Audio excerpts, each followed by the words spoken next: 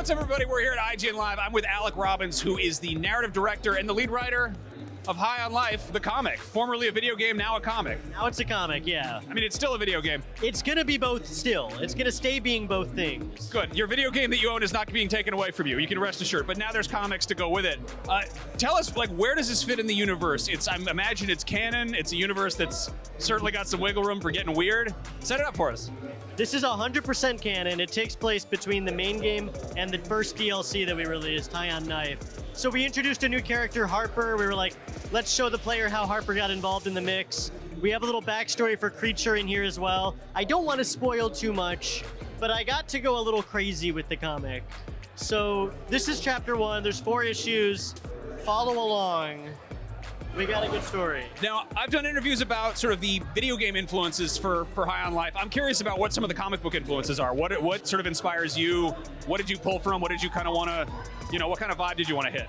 That's a great question. I'm a comic freak. Like, I came from comics before I was in video games. My inspirations come from everywhere, but I love manga.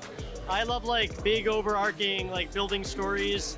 And this, we got to kind of use the canon of the first game to build and expand the world. So I'm thinking, like, One Piece even from here. But the art is very, like, Jonan Vasquez, Johnny the Homicidal Maniac.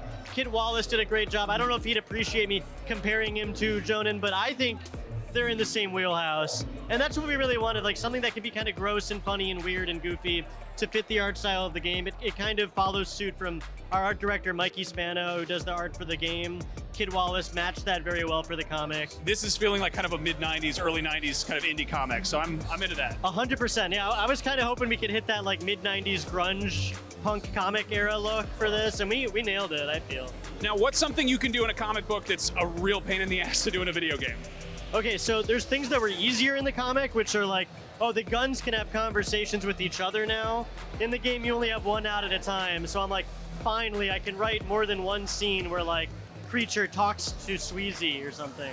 The harder thing is that the main character canonically doesn't speak, so we have the bounty hunter who's still, like, a silent protagonist throughout the whole comic, and we have to write around that. He's almost like, or they are almost like this vaudeville silent protagonist who does thumbs ups and they mime a bunch. Yeah, that was kind of more difficult to bridge the gap for. Now, we've got a game, we've got a comic. Is there any, efforts to kind of push High on Life into other mediums? Maybe. Maybe. I don't know what I can say or not say. I've written all of them, so Kid is drawing the rest. Our colorist JP is coloring the rest. They will be arriving soon. The first one comes out very shortly. You're getting it here early, and I think we're on a pretty regular release from then on, yeah. Well, Alec, thank you so much for taking the time to chat and for giving us a dope IGN exclusive comic book. High on Life. Play the game, read the comics, and keep an eye out for whatever's next.